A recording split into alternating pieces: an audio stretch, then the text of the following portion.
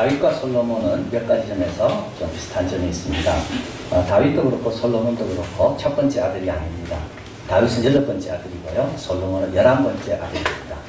하나님께서 세우시는 이 사람들을 보면 서열순, 장자순이 아니라는 것을 알게 됩니다. 카자흐스탄 갔을 때 제가 들었는데 유목민들의 특징이 그렇대요. 유목민들은 지도자를 세울 때 세습은 절대 없답니다. 인정받는 사람이 지도자지 첫 번째 아들, 두 번째 아들 그 집안이라고 지도자로 삼지 않는데, 존경하지 않는데, 그래서 유목민들에게는 세습은 없다. 우리 하나님도 마찬가지입니다. 하나님도 하나님이 택한 자가 왕이 되는 거지, 첫째라고 둘째라고, 야곱은 둘째고 에브라임도 둘째고, 모세는 셋째고, 다윗은 8번째, 솔로몬은 11번째. 첫 번째 아들이 아마 기대했을지 몰라요. 그러나 하나님의 생각은 달랐습니다.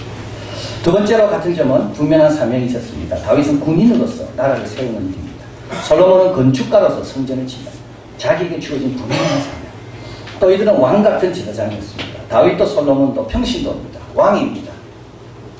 그럼에도 불구하고 백성들을 축복하는 왕 같은 제사장. 백성들을 위해 기도해주고 언약궤와 성막과 찬양과 이런 모든 것들을 주관하는 왕 같은 제사장.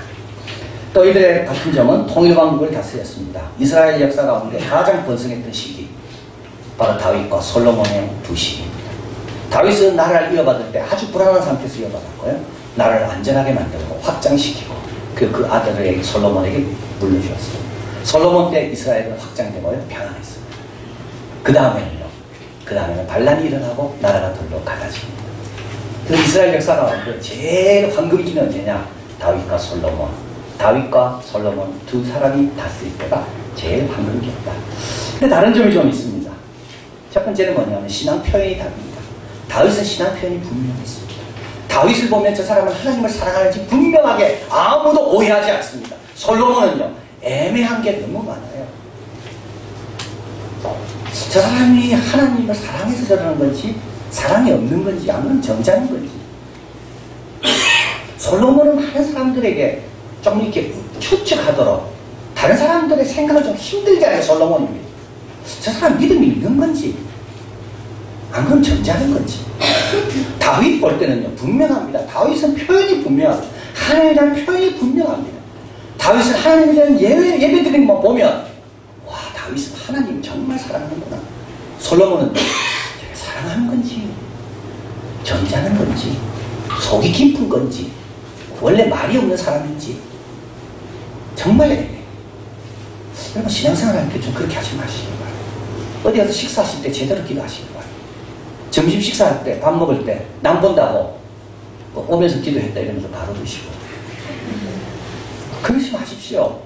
다른 사람들이 볼 때 저는 예수 믿는다 하면서 교회 다니는 거 다 아는데 특히 식사할 때 기도를 저런 식으로 하나. 솔로몬이 그런 사람입니다.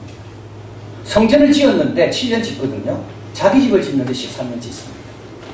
사람들 고민하게 만듭니다.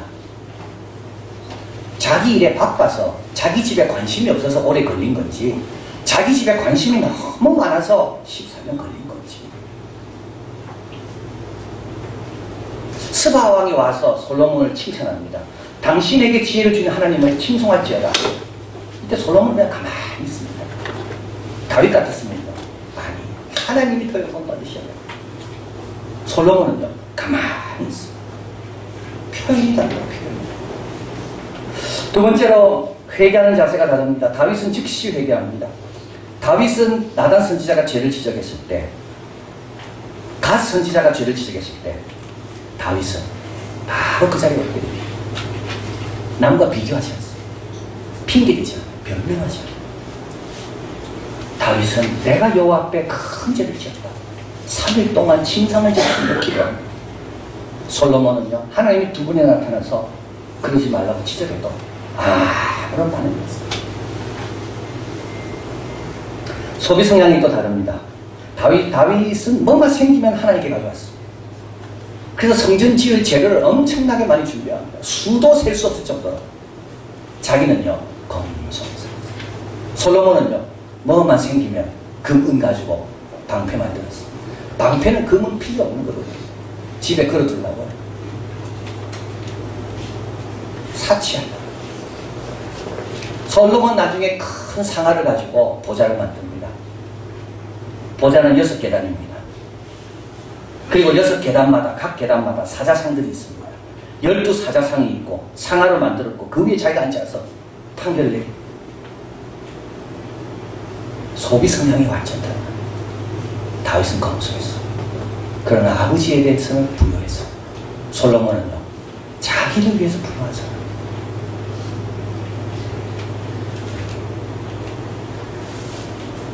마지막 모습이 또 다릅니다. 참 이게 정말 우리가 중요한 걸 이번에 제가 배웠는데요. 평소 하나님을 위해 열심히 사는 사람은 마지막이 참 아름답더라고요. 다윗은 마지막 임종하기 전에 백성들을 다 불러놓고 축복하고 하나님 잘 섬기라고 말하고 성전 잘 지으라고 이야기하고 또 자기 솔로몬이 왕이 됐을 때 잘 다스릴 수 있도록 주위에 있는 사람들을 다 정비해주고. 솔로몬은요, 오늘 나이가 늙어가지고 뭐 한다고? 여인에 빠져 살고 있어. 자기 자식을 위해 준비하는 게 솔로몬 하나도 없어. 그래서 아들 르호보암이 왕이 됩니다. 어떻게 해야 될지 모릅니다. 누구한테 조언 구해야 될지도 모릅니다. 노인들한테 한번 갔다가 그 다음에 소년들한테 갔다가 막 방황하다가 소년들 말 듣고 나라가 둘러 갈라집니다.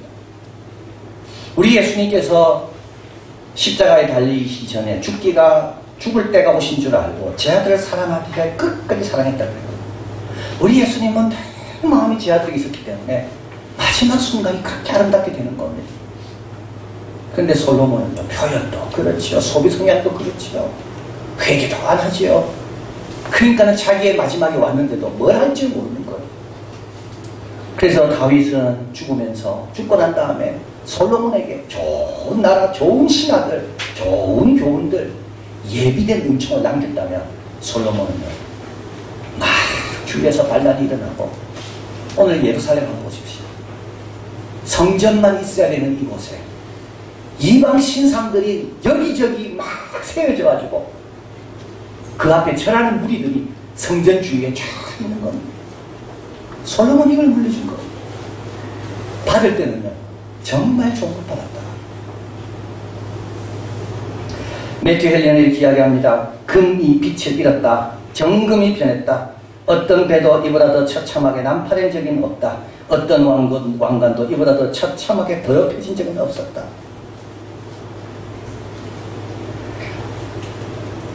근본 문제는 뭡니까? 근본 문제는 뭘까요? 환경입니까? 환경은 다윗보다 훨씬 좋은 환경이 있었습니다. 지혜입니까? 하나님 지혜 주셨거든요. 4절 읽어봅니다. 그 붙인 다윗의 마음과 같지 아니하여 그 하나님 여호와 앞에 온전하지 못하였으니 마음이 없지. 우리 하나님은 다윗을 만나니 내 마음에 합한 사람이 있습니다. 우리 하나님은 사무엘 향해 이렇게 말합니다. 사람은 외모를 보지만 나는 중심을 봅니다. 하나님 마음에 드는 마음이 있습니다. 하나님 보실 때 저런 마음이면 됐다 하는 마음이 있습니다. 하나님 딱 보실 때, 야, 저 마음이면 내가 걱정 안 해도 되겠다. 그 마음이 있습니다. 하나님 마음에 드는 마음, 그 중심. 다윗을 읽고 솔로몬은 그걸 본받았어야 되는 거예요. 그 마음은 어떤 마음이냐면, 첫째, 하나님께 묻는 마음입니다. 다윗은 다 물었습니다. 이거 너무 안 되는 거 아닙니까, 우리 삶에? 안 물어요, 안 물어. 여러분, 안 물어야 될 거 있습니다. 하나님 기도해야 됩니까? 이런 거 묻지 마세요. 하나님 저 사람 용서해야 됩니까? 이런 거 묻지 마세요. 이런 거는 내가 이거 막 하고 싶은데 하나님 뜻입니까? 이런 거 물으세요.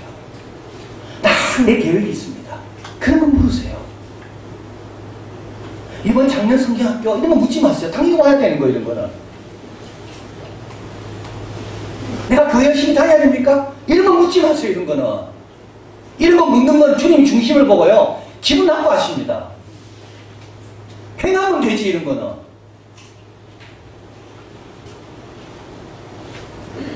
다윗은 적들이 있습니다.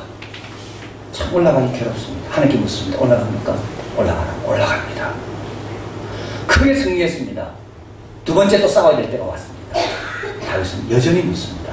하나님 이번에도 올라가야 됩니까? 올라가라. 하나님 이번에 뒤로 올라가라. 다윗 주위에 누가 주로 많았겠습니까? 다윗 주위에는요, 선지자와 제사장이 늘 있었습니다. 이 말은 다윗은 늘 하나님의 뜻에 관심이 많았다. 솔로몬은요, 솔로몬 주위에는 없습니다. 왜냐하면 솔로몬은 묻는 데 관심이 없거든요. 묻는다는 것은 세 가지 뜻이 있습니다. 내가 부족하다는 걸 늘 알고 있고, 그래서 하나님께 묻는 거죠. 내가 부족한 걸 알기 때문에. 두 번째, 내가 종이라는 걸 알고 있고, 종은 주인의 뜻이 뭔지 늘 물어야 됩니다. 어제 주인의 뜻이 다를 수 있고 오늘 다를 수가 있거든요. 또 세 번째 묻는다는 것은 하나님이 나보다 더 좋은 계획, 더 선한 분이라는 것을 확신해야 묻게 됩니다. 사탄은 우리를 속입니다. 너 물어보면 하나님 틀림없이 더 힘든 거 하라 그러지 그런 거 하라 그러고 안 물어줘. 우리의 큰 자산 중에 하나가 뭡니까? 하나님께 물을 수 있다는 것이 큰 자산입니다. 하나님께 물어보면 하나님이 언제든지 좋은 걸로 답해주시는 그분이 계시다는 것이 우리에게 큰 자산입니다. 누구한테 물으러 가야 됩니까? 사울처럼 신접한 여인에게 물으러 갑니까? 이 아이가 결혼시켜야 되는데 사주 보러 갑니까? 제발 그런 거 하지 마세요. 뭐 정치는 데 가고 뭐 그런 데 근접도 하지 마세요. 하나님을 놔두고 어디 가는 겁니까? 하나님 말씀 안 하시면 그냥 행하면 되고 좀 더 기다려보면 되고 영적으로 깨어있으면 하나님께서 다 말씀하시는 겁니다.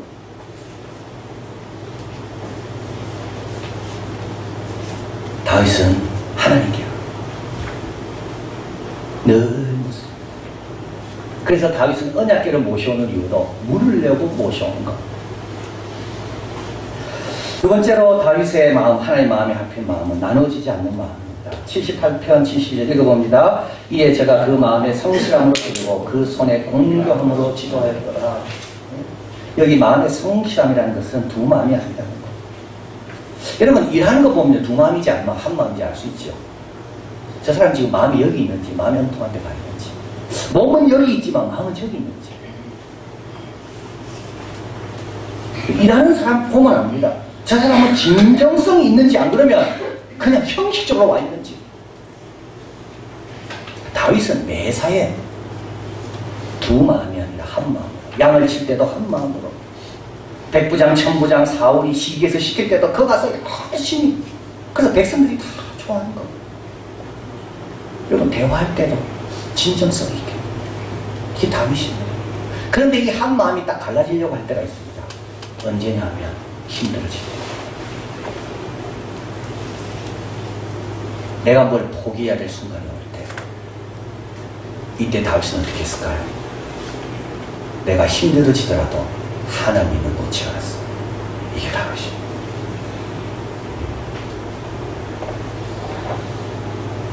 압살롬이 반역을 꾸며서 다윗이 이제 쫓겨가게 됩니다. 이때 시므이라는 사람이 돌을 던지며 다윗을 저주합니다. 이때 다윗 옆에 있던 아비새라는 신하, 싸움 잘하는 신하입니다. 다윗에게 말합니다. 왕이여, 내가 건너가서 저 사람을 치겠습니다. 다윗 하는 이야기는 들어요. 아비새야, 저 사람이 너와 무슨 상관입니까? 너와 내가 무슨 상관입니까? 내 복은 하나님이 주는 거지. 저 사람이 저주한다고 내 복이 가는 거 아니야. 그리고 아비새야, 저 사람이 저주한 까닭에 내가 너무 힘들어하는 것을 긍휼히 여기셔서 오히려 하나님은 나에게 복을 주신 거예요. 그리고 제사장이 언약궤를 메고 다윗에게 달려옵니다. 이때 다윗이 뭐라고 합니까? 언약궤 도로 메어 가라고. 하나님이 허락하시면 나를 그것으로 인도하실 것이다. 이스라엘 백성은 블레셋과 싸움에 졌을 때 언약궤 메고 갑니다. 하나님의 언약궤가 어떻게 되는지 전혀 상관없어요. 자기만 승리하면 되는 거예요. 다윗은요, 언약궤는 언약궤 자기 있어요. 내가 어려워지더라도 하나님은 하나님 자리에 계셔요. 그래서 존 칼빈은 이렇게 이야기합니다. 가난하게 될 필요가 있게 되면 하나님을 버리기보다 나의 재산을 다 포기하면서까지 사랑하는 것. 주님을 열심히 따르다가 이런 순간순간이 오거든요. 갑자기 더 일해야 되고 갑자기 더 헌신해야 되고 이때 갈등이 생기게 됩니다. 그때 많은 경우 하나님을 버립니다. 마음이 갈라지고 충성이 바뀌고 다윗은요 하나님을 버리기보다 내가 가난해지니까 어느 순간에 가도 다윗은 마음이 나눠지지 않습니다. 자기가 십자가를 지어야 되고 남이 자기보다 앞서는데 봐도 다윗의 마음은 늘 하나님 앞에 한결같습니다. 마지막으로 다윗의 마음, 하나님 기뻐하는 마음은 하나님을 기뻐하는 또 마음입니다. 다윗은 참 하나님을 기뻐합니다. 다윗이 이렇게 하나님을 열심히 섬기고 하나님께 묻는 것은 억지로 한 게 아닙니다. 안 물으면 뭐 하나님 야단치고 벌 줄까봐 그게 두려워서 하나님 앞에 늘 나간 게 아니에요. 다윗은 하나님을 너무 좋아해요. 하나님이 기쁜 거예요. 다윗에게 있어서의 기쁨의 이유는 하나님이에요. 솔로몬의 기쁨의 이유는 사랑합니다. 솔로몬의 기쁨의 이유는 자기 벽에 걸려있는 금방패입니다. 솔로몬의 기쁨의 이유는 자기가 앉아있는 보좌입니다. 다윗의 기쁨의 이유는요 하나님입니다. 알프레드 아들러라고 독일의 아우스트리아 사람입니다. 심리학자입니다.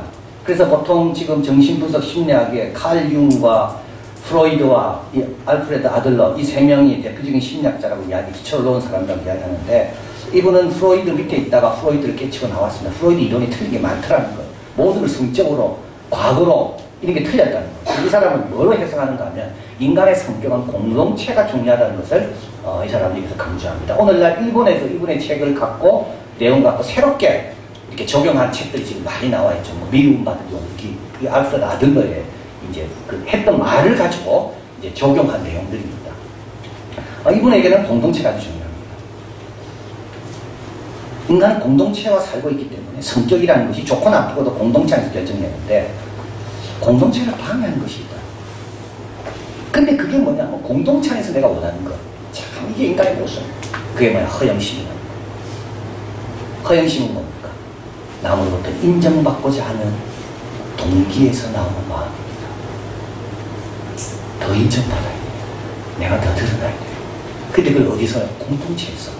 그런데 공동체에 그런 사람이 있으면 공동체는 어려워지는 거. 왜냐하면 더 좋은 사람 나타나면 견딜 수가 없고. 아들러는 그러나 이 공동체에 유익되는 마음이 있다고 말합니다. 그것은 바로 기쁨이요 영민이다. 기쁨. 기쁨을 하나 되게 하는 것이라고 말합니다. 여러분 뭘 기뻐합니까? 그게 하나 되는 겁니다. 사실은. 내가 뭘 기뻐하나요? 물질을 기뻐합니까? 난 물질과 하나. 솔로몬은 지금 뭘 기뻐하고 있죠? 여인들이 기뻐합니다. 여인들과 하나인 거예요. 다윗은요, 하나님을 기뻐하지. 하나님과 하나인 거예요. 시편 37편 4절 한번 읽어봅니다. 또 여호와를 기뻐하라. 저가 내 마음의 소원을 이루어 주시리라. 기라네요. 진짜 원하는 거는요. 솔로몬이 진짜 원하는 건 뭡니까? 하나님이 주실 수 있는 기쁨을 원하고 있는 겁니다. 그런데 그거를 엉뚱한 데 가서 찾고 있는 거예요, 지금. 우리는 사냥을 합니다. 왜 사냥을 합니까? 토끼를 잡으려고 하는 게 아닙니다. 토끼는 시장 가서 사면 됩니다. 근데도 왜 소총, 사냥총을 들고 사냥복을 입고 그 멀리 산속까지 막 기사 토끼를 쫓아다닙니까? 우리가 원하는 건 토끼가 아닙니다. 토끼 사냥하는 사람이 원하는 건 사건을 원하는 겁니다. 뭔가 몰입할 수 있는 사건. 실제로 그건 토끼가 주는 게 아니죠. 근데 사람이 착각한다는 거예요. 토끼가 나에게 이걸 준다고. 그래서 토끼를 쫓아다니는 겁니다. 토끼는 많습니다. 시장 가면 싼 가게 살 수 있어요. 소총 그 값치고 다녀도 돼요. 근데 인간은요, 토끼보다도 사건을 원한다. 이 사건은 뭐냐면 이 일로 인하여 내가 달라지는 것, 그게 사건입니다. 하나님 사랑하는 자만이 참된 만족이 있습니다. 하나님을 기뻐할 때 하나님이 주시는 특별한 만족이 우리에게 있습니다. 솔로몬은 애굽 여인 사랑했습니다. 만족이 없어요. 암몬 여인 사랑했습니다. 만족이 없어요. 헷 여인 사랑했습니다. 만족이 없어요. 700명을 더 봐도 만족이 없어요. 300명을 더 봐도 만족이 없어요. 전도서를 남겼죠, 성경문이. 헛되고. 내 마음의 소원을 이룬다는 이 소원, 우리 마음의 소원이 뭡니까? 오늘 하나님만이 채웠습니다.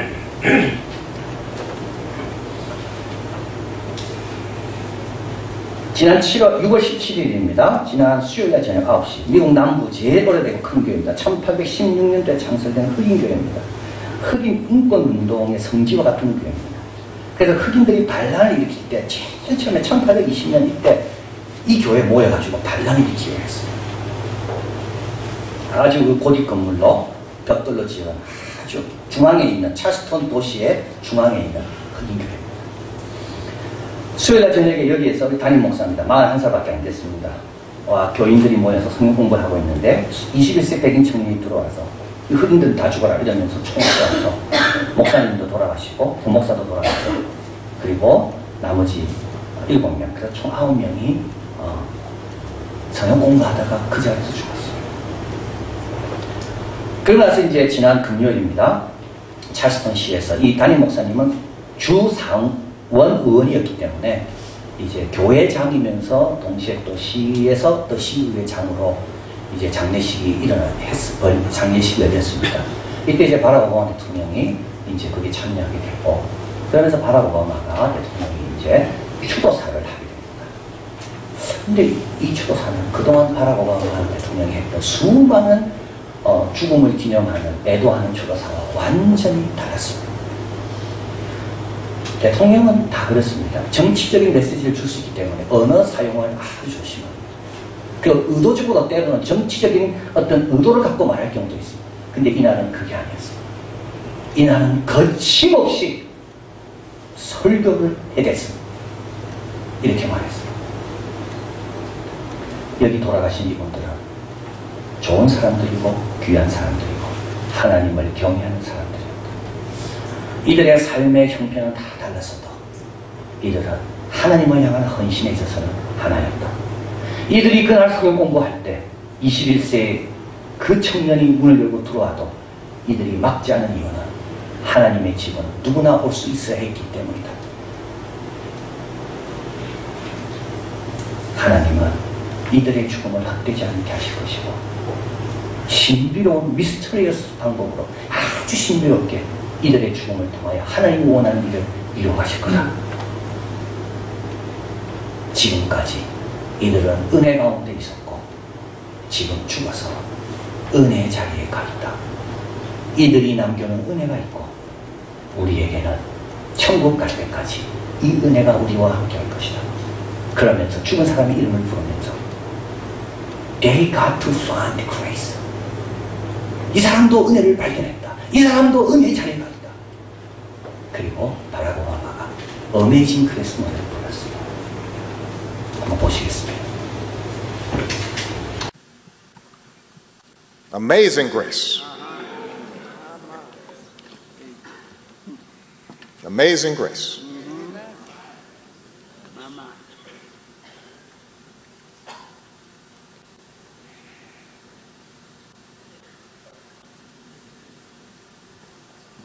Amazing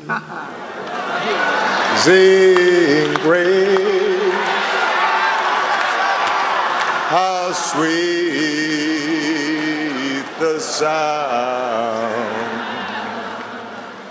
that saved a wretch like me.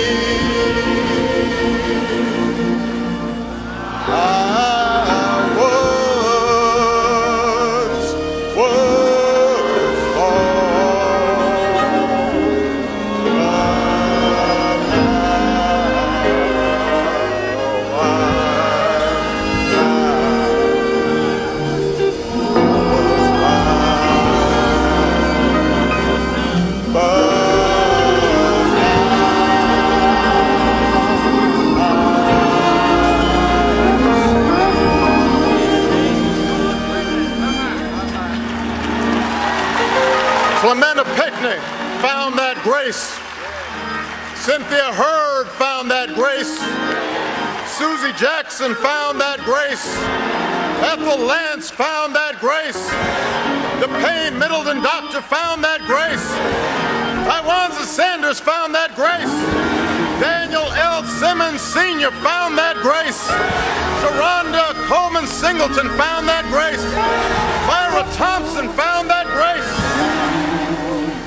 Through the example of their lives, they've now passed it on to us. May we find ourselves worthy of that precious and extraordinary gift as long as our lives endure. May grace now lead them home. May God continue to shed His grace on the United States of America.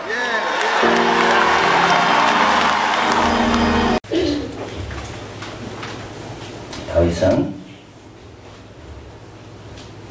시편 51편에 이렇게 기도합니다. 하나님이여 내 속에 정한 마음을 창조하시고 내 안에 정직한 영혼을 새롭게 하소서. 문제는 마음이었습니다. 우리를 지킬 것보다 네 마음을 지켜라. 생명의 근원이 이에서 나옵니다. 솔로몬은 이 말을 했음에도 불구하고 본인은 지키지 못했습니다. 말하는 것도 안 되고요.